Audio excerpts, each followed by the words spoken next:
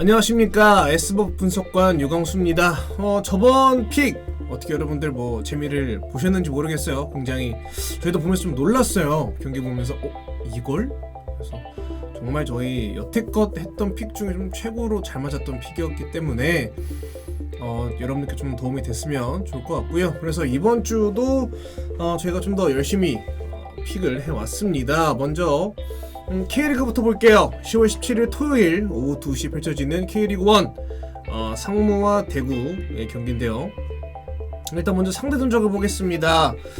7월 18일 상주와 대구는 2대 0으로 상주가 승리했고요. 5월 29일에는 대구와 상주 무승부 1대1 무승부로 경기가 됐는데, 최근 5경기 전적을 보면 상주는 1승 1무 3패입니다. 그리고 대구는 2승 3무 0패고요. 지금 일단 최근 5경기 흐름으로만 보면 대구가 좀 더 유리하죠. 하지만 대구 대얀 선수와 에드가 선수가 부상으로 출전이 불투명한 상태입니다. 그래서 흐름과는 상관없이 공격이 많이 저하될 예정이고요.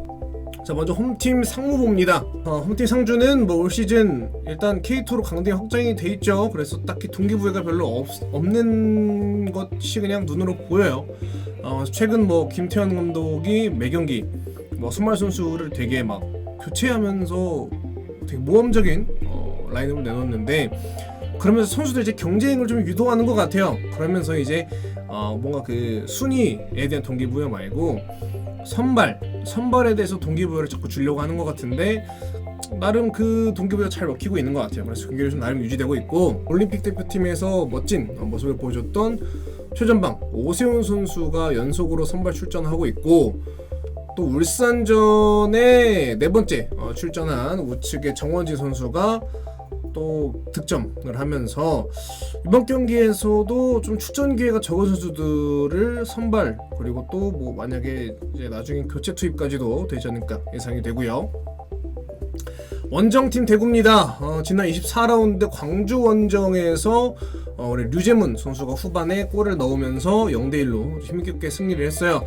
그래서 이 경기를 이김으로써 대구는 잔여 경기 상관없이 내년 아시아 챔피언스 리그 출전 확정이 됐고요. 최전방 세징야, 김대원 투톱 무섭죠? 출전했고, 류재문, 츠바사, 박한빈 선수가 중원에서 광주의 역습을 잘 차단하는 모습을 보여줬고, 대한 선수와 에드가 선수가 부상으로 많이 득점력이 떨어질 것 같은데, 측면에 신창모 선수, 정승원 선수의 크로스는 날카로웠다는 평가가 있습니다. 그래서 상주는 선수들의 동기부여 차원에서 이제 출전 기회가 적은 선수들을 이제 경쟁을 통해서 동기부여 하고 있고, 또 그 동기부여가 잘 통해서 경기력을 나쁘지 않게 유지시키고 있고요. 대구는 이미 아시아 챔피언스 리그 진출을 확정했기 때문에 이제 동기부여가 좀 떨어지지 않았을까. 그리고 또 대한 에드가 선수가 좀 부상으로 빠져있기 때문에 득점력이 좀 저하될 것 같고요. 대구는 두 팀 모두 확실한 동기부여는 없습니다만 좀 팀 경쟁력을 유도하고 있는 상주가 좀 유리하지 않을까 저희는 판단이 듭니다. 다만 상주도 또 5경기 봤을 때 썩 경기력이 좋진 않아요. 그래서 이번 경기 홈인 상주의 패배 또는 대안과 에드가가 빠진 대구를 상대로 이길 수도 있다. 그래서 패 또는 승을 예상합니다.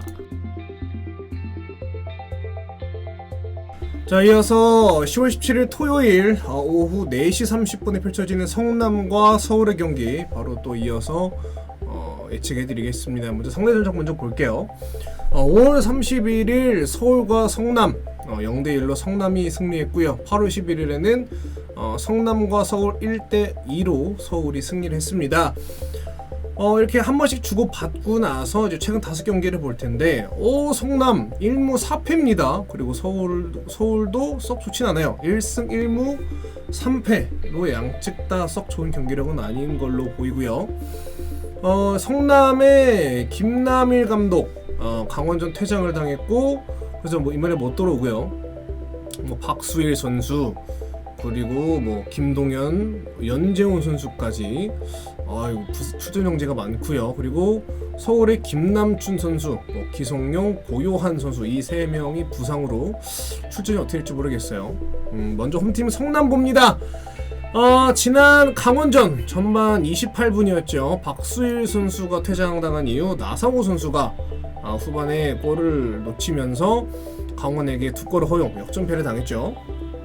성남은 이제 남은 2경기에서 무조건 승리해야 강등권을 탈출하는 상황이고요. 우리 그 바로 뒤 인천과는 승점 단 1점 차입니다. 성남이 이번 경기 패하고 인천이 강원에게 승리할 경우 성남 강등이 거의 확실시 됐는데, 김남일 감독 외 핵심 선수 퇴장, 그리고 이제 경고 누적으로 전력 공백이 좀 상당히 클 것으로 예상이 되고요. 공격에 나상우, 양동현 선수가 많이 빠진 이선의 도움을 받는다? 그것도 어려워 보이고, 수비도 연지훈 선수가 빠지면서 좀 제공권에 대한 불안이 좀 큰 걸로 보이고요. 이제 원정팀 서울인데 서울도 나쁘진 않았는데 지금 가장 큰 문제죠. 공격진의 득점력이 지금 가장 큰 문제로 떠오르고 있습니다. 지난 부산전이었죠. 유효슛 14개 중에 1개가 골로 들어갔고요.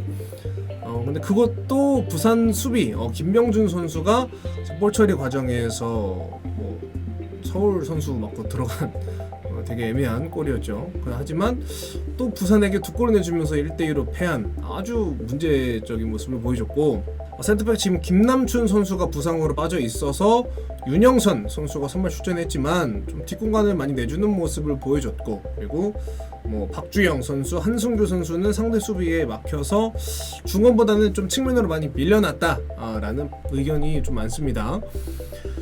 근데 또 성남은 핵심 선수와 감독의 공백이 크다. 하지만 또 역시 김남일 감독의 그 선수들답게 투지가 있고, 그리고 나상호 선수와 양동현 선수가 살아 있어서 서울의 구멍인 측면을 잘 좀 돌파할 수 있을 것 같다라는 의견이 있고요. 서울은 중원의 무게감은 있지만 측면 수비 공격 통틀어서 다 문제가 많아 보이고, 서울이 좀 흔들리는 성남을 상대로도 충분한 득점을 못할 것으로 예상은 되지만 서울이 또 세트피스에 강해요. 그래서 성남을 상대로 승리에 필요한 한 골 승부는 예상이 돼서 저희는 홈 성남의 패배 또는 그냥 무승부까지 예상을 합니다.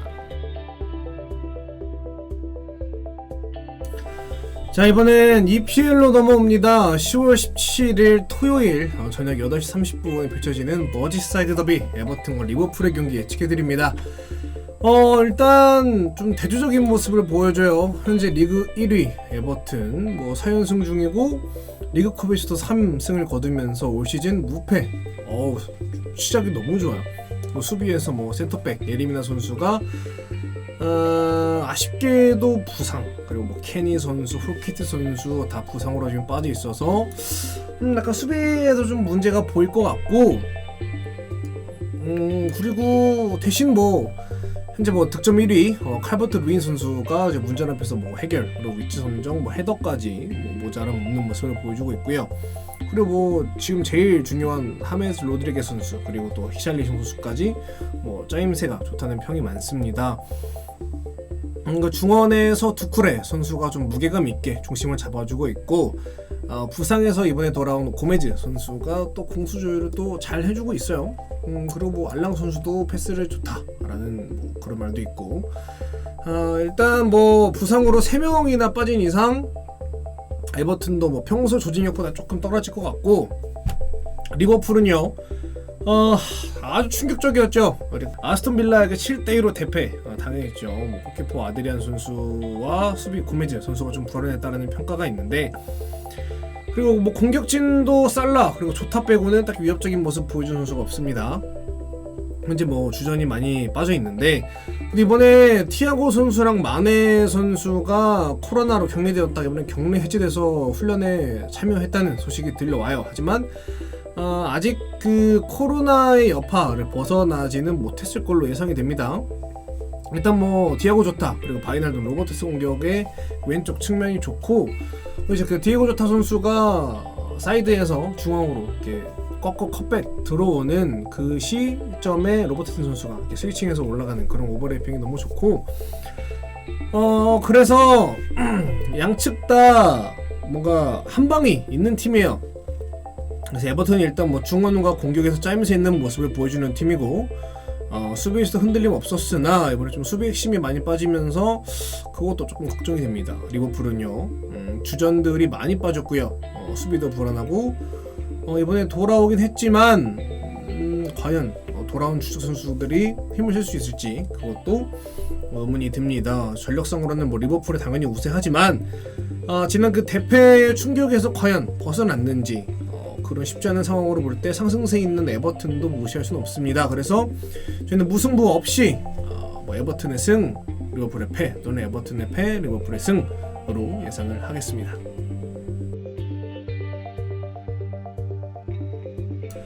자, 그 다음은 10월 17일 토요일 밤 11시에 펼쳐지는 첼시와 사우샘프턴의 경기 바로 말씀드릴게요. 일단 또 양 팀 다 부상이 있죠. 첼시는 골키퍼 맨디, 그리고 좌측 풀백 칠웰 선수가 지금 부상으로 빠져 있습니다. 그리고 사우샘프턴은 우측 미드필더 암스트롱 선수가 있는데 출전이 좀 불확실한 편이고요. 일단 어마어마한 영입으로 지금 아주 좀 나쁘지 않은 성과를 보고 있는 홈팀 첼시입니다. 리그 초반 조직력이 좀 흐트러지면서 리버풀 그리고 웨스트 브로미치에게 좀 패하면서 어려움이 있었지만 크리스탈전에서 4대0 대승을 거두면서 다시 분위기를 좀 찾아오고 있는 것 같아요. 최전방에 뭐 타미 에브람, 그리고 뭐 캉테도 있고요. 그리고 오도이 선수의 측면 크로스도 좋고, 그리고 뭐 베르너 선수가 최전방 또는 측면까지 잘 맡아주고 있고, 뭐 하베르츠 선수도 뭐 제목을 잘해주고 있지만 한 번씩 하베르츠 선수와 타미 에이브람 선수가 좀 겹치면서 세밀한 플레이가 안 된다, 이런 좀 의견도 있고요. 그리고 이번에 크리스탈전에서 그 빠른 역습에 포백 라인 좀 노련하게 길목을 잘 차단하면서 아주 잘 막아냈고, 그리고 세대피스 상황에서 커트 주마 선수가 제공권이 완벽했어요. 많이 막아내기도 하고 공격 때도 좋은 모습 보여줬고, 원정팀 사우샘프턴은요, 크리스탈 팰리스 1대0 패배했고, 토트넘에게 2대5 패배하면서 리그 초반 2연패했지만 뭐 웨스트 브로미치에게 승리하면서 여기도 좀 팀 분위기를 찾아가는 중이긴 합니다만, 좀 이 팀이 좀 수비 라인을 올리는 걸로 자주 보여주는데 아마 첼시 경기에서는 수비 라인을 좀 내려고 좀 조율을 할 걸로 예상이 돼요. 사우샘프턴은 압박 후의 역습이 좋은 팀이고, 뭐 풀백 공격 가담도 좋고, 그리고 워커 피터스 선수가 특히 좀 우측에서 오버래핑 해주는 모습이 좋고, 일단 이 데니잉스 선수가 4골로 득점 감각이 올라오고 있습니다. 일단 결론으로 보자면 첼시 주전 골키퍼 맨디 선수가 프랑스 대표팀에서 부상을 당했고, 그리고 크리스탈전에서 골을 기록한 칠웰 선수도 부상을 당하면서 출전이 불투명해요. 하지만 뭐 이 둘이 빠진다고 해도 사우샘프턴전에 큰 공백은 없어 보여요. 그 전력 우위에 있는 첼시가 뭐 베르너, 뭐 오도이 이런 그 빠른 공격, 또는 뭐 테미 에이브람, 커트주마의 제공권, 이런 것들이 많은 카드를 가지고 있어서 수비와 역습에 강한 사우샘프턴을 상대로 뭐 어렵지 않게 승리할 것으로 예상을 합니다.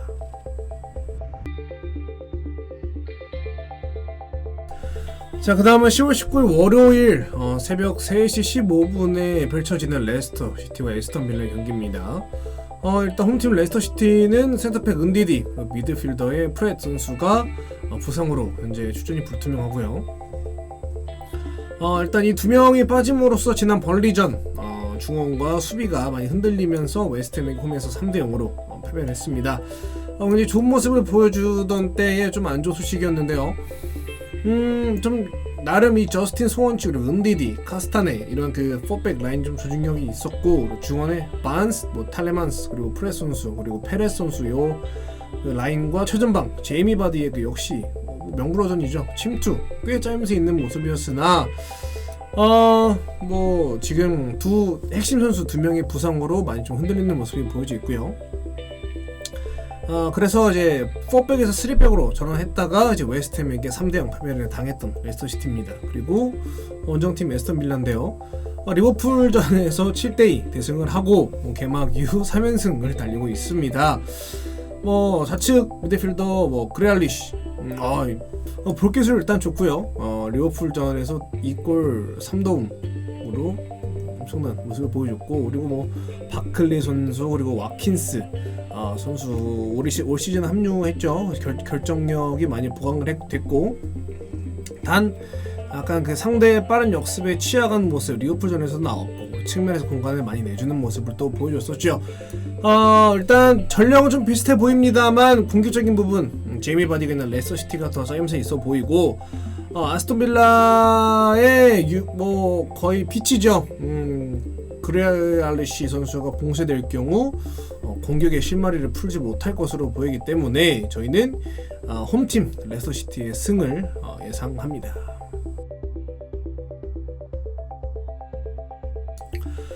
자, 그 다음 10월 18일 일요일 새벽 4시 뉴캐슬과 맨체스터 유나이티드 경기입니다. 먼저 홈팀 뉴캐슬은 좀 또 부상 선수가 굉장히 많아요. 일단 골키퍼 두브라브카, 그리고 맷 리치, 그리고 알미론 선수가 부상으로 빠져 있고, 메뉴의 마샬 선수는 이제 토트넘 때 퇴장당한 걸로 지금 징계를 받고 있죠. 자, 우리 뉴캐슬 먼저 봅니다. 올 시즌 4경기에서 좀 빌드업이 탄탄한 팀에게 고전하는 모습을 보여줬고, 아까 말씀드린 두 선수와 그리고 또 부상자 좀 속출하고 있어서 3라운드 토트넘전, 그리고 4라운드 벌리전에 최전방 윌슨, 뭐 조엘링턴, 그리고 미드필더의 존 조셀비, 뭐 헤이든, 핸드릭, 그리고 수비에 뭐 페르난데스, 골키퍼, 뭐 달러우 선수 등 7명 제외하고 5명이 좀 교체 선발 출전을 했어요. 근데 이제 곧 뭐 주전 골키퍼가 복귀도 예상되고, 그리고 센터백 뭐 라셀레스, 뭐 클락, 그리고 좌측에 뭐 리치 선수 부상으로 또 공백이 예상되고요. 최전방 뭐 윌슨 선수의 골 감각이 좋고, 뭐 좌측에 샘막싱 선수 측면 돌파와 뭐 볼키핑 능력은 좋은데, 과연 원정팀 메뉴는 어떤지 한번 볼까요? 메뉴는 일단 토트넘 6대1 대패 후 솔샤르 감독이 이제 경질되면서 분위기가 썩 좋지 않습니다. 이제 그 마샬이 이제 라멜라와의 그 경합 상황에서 퇴장을 당했지만, 이번에 이적 시장 마지막 날 뭐 갑자기 뭐 엄청난 영입을 보여줬죠. 카바니 그리고 텔레스 영입으로 공백은 딱히 없을 것 같아요. 하지만 이제 중원에서 압박해주는 게 좋지 않았다는 의견도 있고, 이 선에서 래시포드, 뭐 페르난데스, 그린우드 선수의 이제 공격에서 수비로 전환하는 게 많이 늦다는 판단도 있었고요. 전체적으로 팀 밸런스가 많이 무너진 모습을 보여줬습니다. 일단 맨체스터 유나이티드가 수비가 좀 단단한 뉴캐슬을 상대로 고전은 예상되지만, 토트넘 대패 이후 수비 라인보다 공격에 좀 변화를 많이 보여준 것 같아요. 영입도 그렇고. 그래서 뉴캐슬의 뭐 자체 공격도 매섭지만 메뉴를 상대로는 어려워 보이고, 메뉴는 뭐 뉴캐슬 상대로 충분히 골을 넣을 수 있을 거라고 예측하기 때문에 저희는 원정팀 맨체스터 유나이티드의 승을 예상합니다.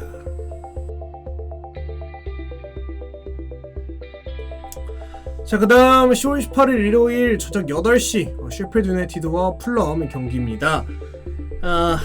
요새 또 아무래도 코로나 때문에 좀 많은 이제 급격하게 리그를 진행하다 보니 좀 부상 선수가 많은 것 같아요. 자, 먼저 홈팀 셰필드입니다. 뭐 수비에 오코넬 선수, 그리고 공격에 뭐 무셋, 그리고 센터백 뭐 이건 선수가 지금 부상으로 빠져 있습니다.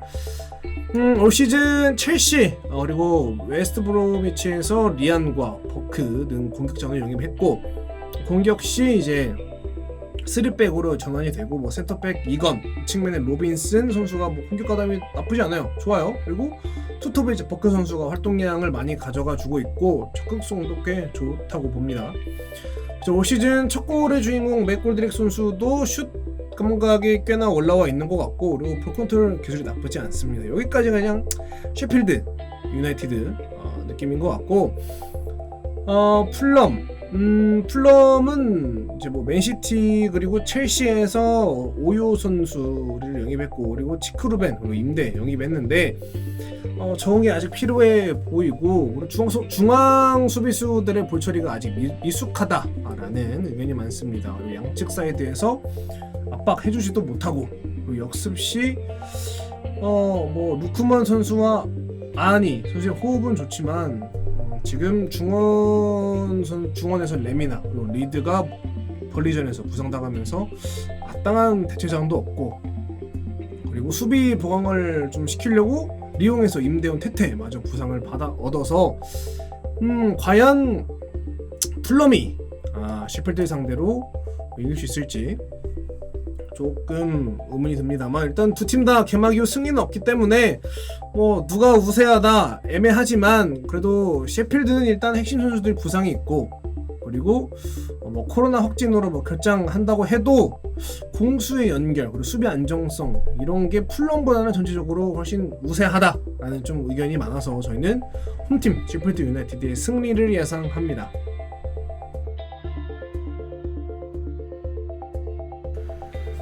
네, 그 다음 10월 17일 토요일 오후 1시 30분 안양 그리고 서울 이랜드의 경기입니다. 일단 상대전 적을 먼저 볼게요. 5월 27일 서울 이랜드와 안양FC 경기 0대2 안양FC가 승리를 했고요. 그리고 9월 6일에 펼쳐진 안양 대 서울 이랜드 2대1로 안양이 두 번 다 승리를 가져온 모습입니다. 하지만 최근 경기도 보면 또 말이 달라져요. 안양은 1무 4패, 서울 이랜드는 3승 2패로 최근 경기에는 서울 이랜드가 앞서고 있는 것 같습니다. 먼저 홈팀 안양부입니다. 지난 경남과의 경기에서 측면이 굉장히 어려움을 겪었어요. 그리고 많은 활동량을 가지고 갔지만 최전방에 마무리할 선수가 부족했죠. 그리고 수비는 굉장히 거칠게 경기를 했고, 그리고 경남의 그 백성동, 황일수 이런 빠른 선수들에게 안양의 수비가 많이 고전했다라는 의견이 있었고요. 원정팀 서울 이랜드는 승강 플레이오프 진출에 대한 동기부여가 큽니다. 3위 서울 이랜드 그리고 4위 전남 드래곤즈가 승점 차이가 1점밖에 나지 않죠. 그래서 이번 안양전 반드시 승리해야 플레이오프를 지킬 수가 있겠죠. 중원의 수비, 중원과 수비 중심의 경기 운영을 기본으로 최전방에 레안드로, 수쿠타, 김민규 선수로 이어지는 공격 라인이 위협적이라는 평가가 있고요. 레안드로 선수의 그 빠른 스피드를 활용한 측면과 김민규 선수의 공간 침투와 그리고 돌파 능력이 좋다는 또 평가가 있습니다. 상대 전적에서는 안양이 앞서고 있지만 지금 서울 이랜드 최근 5경기 무서워요. 그래서 승강 플레이오프 진출에 대한 동기부여가 확실히 있는 만큼 서울 이랜드 이번 경기에서는 좀 다른 결과를 얻을 것으로 보입니다. 그리고 레안드로와 스쿠타 선수의 호흡이 지금 굉장히 좋고, 또 팀 밸런스가 안양보다 우세하다는 평가가 있어 저희는 홈팀 안양의 패배, 즉 서울 이랜드의 승리를 예상합니다.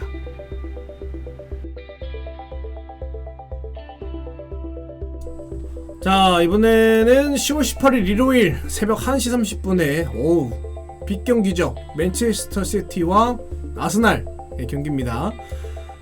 일단 원정팀 아스날은 부상이 꽤나 많네요. 챔버스, 무스타피, 마르티넬리는 특히 장기 부상이고, 티어니 선수는 코로나 확진이 떴고요. 아스날 시작부터 좋지 않네요. 자, 먼저 홈팀 맨체스터 시티입니다. 지난 레스터 시티에게 5대2 대패했고, 리즈에게 또 1대1 무승부 기록하면서 약간 좀 침체된 팀 분위기를 보이고 있어요. 최전방에서 스털링 선수의 공간 침투, 마레지 측면 돌파, 마레지 선수 이제 패스 이런 거 다 좋은데, 다만 이제 레스터전에서 제이미 바디 선수에게 배후 침투 과정을 많이 내주면서 또 결국 그거를 파울로 꺼내다가 3개의 페널티킥을 내줬죠. 그러니까 센터백에서 배후 침투를 효과적으로 막지 못했다는 얘기입니다. 근데 좋은 점이라고 하면 이제 아구에로 선수, 제주스, 진첸코 선수 다 복귀 예정이고, 이런 그 부상 선수들이 복귀한다면 충분히 아스날의 상대로 승리를 딸 수 있을 것 같다라는 게 저희 예측이고요. 그래도 원정팀 아스날 봅니다. 아스날은 좀 압박이 강한 팀에게 약한 모습을 보여주고 있어요. 최전방으로 이어지는 패스가 좀 자주 끊기는 모습이 있고, 밀집 수비 상황에서 제공권이나 공간 침투를 보여줄 선수가 없습니다. 최전방에 은케티아나 페페 선수는 아직 좀 부족함이 있어 보이고, 그리고 3백의 중요한 티오니 선수가 지금 코로나 확진으로 공백이 예상됩니다. 아스날은 일단 부상 선수가 많다고 하지만 아직 팀 밸런스는 무너지지 않았다고 하고, 물론 이제 뭐 윌리안, 오바메양 선수의 뭐 측면 공격이 위협할 만하지만 맨시티가 이제 뭐 마레즈, 스털링 호흡이 좋아요. 경기를 하면 할수록 호흡도 잘 맞고 뭐 이제 곧 아구에로 선수, 제수스 선수, 진첸코 선수가 복귀한다면 아스날은 좀 상당히 어려운 경기를 하지 않을까라고 저희는 예측을 해서 저희는 홈팀 맨체스터 시티의 승리를 예상합니다. 네, 그 다음 경기입니다. 10월 18일 일요일 오후 2시에 펼쳐지는 부산과 수원의 경기입니다. 상대 전적을 먼저 볼게요. 5월 30일 부산과 수원 0대0 무승부였고 8월 29일 수원과 부산 3대1 수원이 1승 1무로 좀 앞서고 있는데 최근 5경기도 수원이 앞서고 있어요. 부산은 5경기 1승 1무 3패, 수원은 3승 1무 1패로 상대전적으로 최근 경기력 모두 수원이 앞서고 있는 모습입니다. 그리고 또 부산에 심지어 부상도 있어요. 김문환 선수와 강민수 선수, 좀 주축 선수들이죠.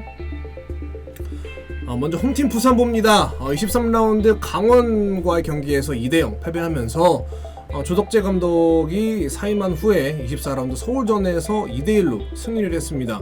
이정엽 선수가 복귀했고 강원 하지만 강원전과 서울전 선발 출전에서 골을 보여주지 못했지만 이타적인 플레이가 준수했고 강팀 서울을 상대로 나름 침착하고 냉정하게 경기를 했다는 평가가 있고요. 지금 부상으로 빠져있는 우측 사이드 김문환 선수가 대표팀 훈련 도중에 부상으로 출전이 불투명하고 만약 김문환 선수가 출전하지 않으면 이제 우측에 이동준 그리고 김문환으로 이어지는 측면의 경기력이 떨어질 것으로 예상이 됩니다. 부산은 현재 순위 10위죠. 승점 24점으로 수원전과의 경기, 이번 경기 승리할 경우 강등권에서 벗어날 확률이 높습니다. 원정팀 수원입니다. 박건하 감독 선임 이후 팀 분위기가 살아나면서 3연승 기록하고 있고요. 최근 슛 감각이 살아나고 있는 타카트 선수와 한석종, 고승범 이 중원이 되게 안정돼 있고 수비에는 양상민, 민상기, 장호희 선수들이 되게 그 투지 있는 플레이로 선수들을 잘 맡고 있는 것처럼 보입니다. 부산전 역시 승리할 경우 수원도 강등권에서 벗어날 것으로 보이기 때문에 두 팀 다 동기부여는 있는 편입니다만 부산은 조덕재 감독이 사임한 후 그리고 또 강민수 선수의 부상으로 팀 분위기가 가라앉아 있는 것 같다라는 의견이 또 있고 그리고 김문환 선수가 부상으로 출전이 불투명해서 공격적인 부분에서 공백 예상이 된다. 그리고 수원은 최근 팀 분위기가 살아나고 있고 중원과 공격에서 예전의 수원을 좀 보여주고 있다라는 평가가 있어서 저희 S버프는 수원의 승리, 부산의 패배를 예상합니다. 자, 그 다음 10월 18일 일요일 오후 4시 30분에 펼쳐지는 전북과 광주 호남더비 경기인데요. 상대 전적 먼저 볼게요. 6월 22일 전북과 광주 1대0 전북의 승리고요. 그 다음 9월 12일 광주와 전북 3대3 난타전을 통한 후에 무승부로 상대 전적은 전북이 조금 더 우세한 모습이고요. 최근 5경기 전북 4승 1패 그리고 광주는 2무 3패로 광주가 조금 많이 밀리고 있는 모습입니다. 일단 광주가 조금 이번에 힘들어 보여요. 왜냐면 펠리페 선수가 출전 정지 그리고 홍준호 선수도 출전 정지를 먹었고요. 부상에는 전북 이용 선수, 한교원 선수가 부상으로 출전이 불투명합니다. 저 일단 먼저 홈팀 전북 먼저 봅니다. 지난 포항전 1대0으로 패배해서 1위 울산과 승점 차가 3점 차로 벌어졌어요. 전북 입장에서 굉장히 어려운 시기입니다. 이제 뭐 구스타보 선수에게 바로 선수가 이제 올려주는 크로스 그리고 중원에서 패스 연결은 좋지만 구스타보 선수가 처음 그 모습만큼 득점 찬스를 잘 못 살리고 있어요. 한 4경기째 필드골이 없습니다. 그리고 우측 파괴력이 좀 있는 이용 그리고 한교원 선수 이 우측 둘 다 출장이 불투명하고 이제 공격 밸런스가 좌측 바로 선수로 이제 쏠리면서 밸런스가 많이 깨진 모습이 보이고요. 수비에서는 뭐 이주용, 김민혁, 홍준호, 최철순 이 포백 라인과 중원 손준호 선수가 굉장히 좀 안정감 있는 모습을 보여주고 있다라는 평가가 있고요.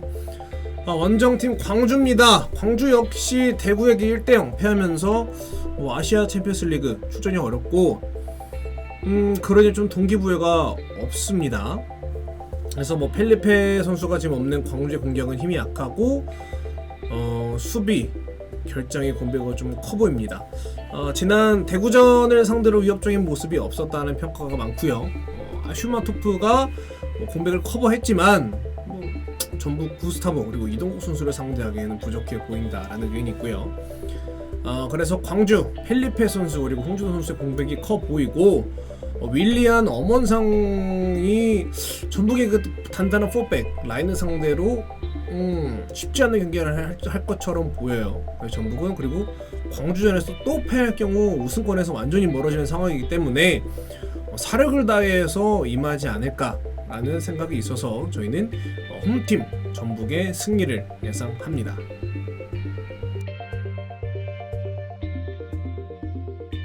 자, K리그 마지막입니다. 10월 18일 일요일 저녁 7시에 펼쳐지는 포항 스틸러스와 울산 현대의 경기 예측해드리며 상대 전적 먼저 볼게요. 자, 6월 6일 포항과 울산 0대4 울산의 대승이었고요. 이어진 8월 15일 울산 대 포항 2대0 역시 울산의 승리. 그리고 FA컵이긴 했지만 9월 23일 울산과 포항 1대1 무승부로 갔다가 이제 승부차기에서 울산이 승리했습니다. 3전 3승 울산의 압도적인 모습이 보이고, 근데 또 최근 5경기를 보면 또 말이 달라져요. 포항 4승 1무입니다. 그리고 울산 2승 2무 1패. 그리고 부상이 조금 많아요. 포항 권한규 선수가 출전 불투명하고, 그리고 울산은 홍철과 박주호 선수가 출전이 불투명해요. 자, 올 시즌 4번째 동해안 더비입니다. 자, 홈팀 포항. 최근 좌측 송민규 선수와 강상우 선수, 최전방에 일류첸코 그리고 팔로세비치 선수, 이 네 선수가 움직임 그리고 호흡이 굉장히 좋다는 평가가 있어요. 강성우 선수는 현재 도움 1위로 후방에서 크로스, 세트피스까지 기여하고 있고, 골키퍼 강현무 선수와 센터백 김광석 선수, 하창래 선수 수비도 단단하다라는 평가가 있고, 지난 8월 22일 부산 원정에서 패배 이후 지금까지 7경기째 패가 없어요. 팀 리더인 김광석 선수 그리고 오범석 선수가 이제 어린 선수들을 잘 케어하고 있고, 그러다 보니 또 경기력이 흔들리지 않아요. 그래서 어려운 상황에도 잘 버텨주는 모습을 보여주고 있습니다. 그다음 원정팀 울산인데요. 9월 6일 광주전부터 좀 주춤하는 모습을 보이더니 지난 상주전 4대1로 갑자기 또 대승하면서 살아나는 분위기입니다.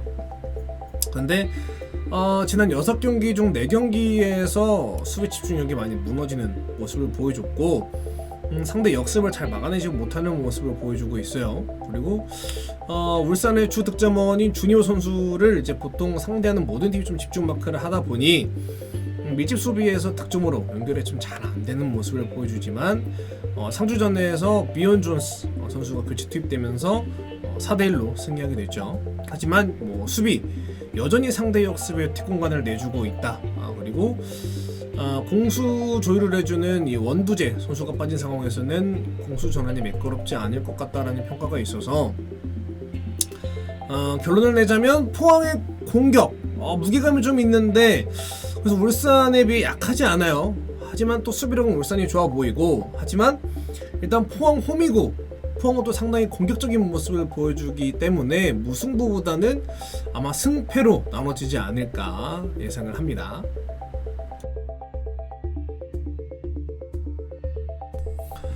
자, 그 다음 10월 18일 일요일 밤 10시에 펼쳐지는 크리스탈 팰리스와 브라이턴의 경기입니다.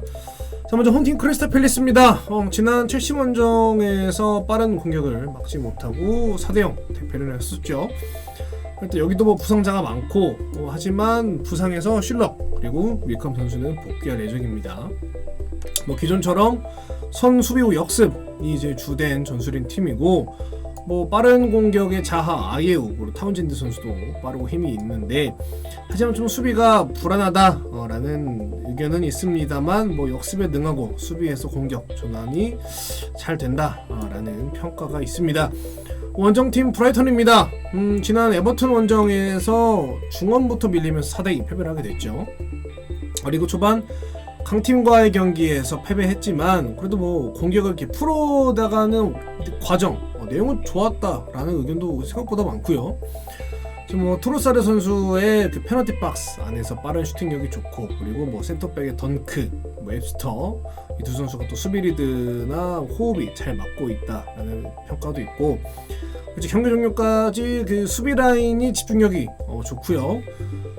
잘 유지하고 있는데, 하지만 이제 상대에게 측면 공격을 좀 많이 내준다 라는 의견도 있습니다. 최전방에 이제 코널리 선수, 뭐 신장은 좀 작은 선수입니다만 굉장히 좀 빠르고 좌우 측면으로 벌려주는 움직임이 굉장히 좋고요. 어제 이제 가운데에 이제 마치 솔로몬 선수는 뭐 발기술이 좋고, 무페이에서 코널리 연결되는 패스도 양질의 패스다라는 평가가 있습니다. 어쨌든 뭐 주된 공격은 이제 트로사르 선수가 좁은 공간에서 한 박자 빠른 슈팅이 장점인 팀이라고 볼 수 있겠네요. 이제 뭐 결론은 두 팀 다 수비는 모두 불안합니다. 하지만 이제 보통 역습 상황에서 위협적인 모습을 많이 보여줬기 때문에 무승부보다는 좀 더 집중력이 떨어지는 팀의 패배, 그래서 아마 승리와 패배로 나눠지지 않을까 예상을 합니다. 자, EPL 마지막 경기입니다. 10월 19일 월요일 새벽 0시 30분에 펼쳐지는 토트넘과 웨스트햄 경기.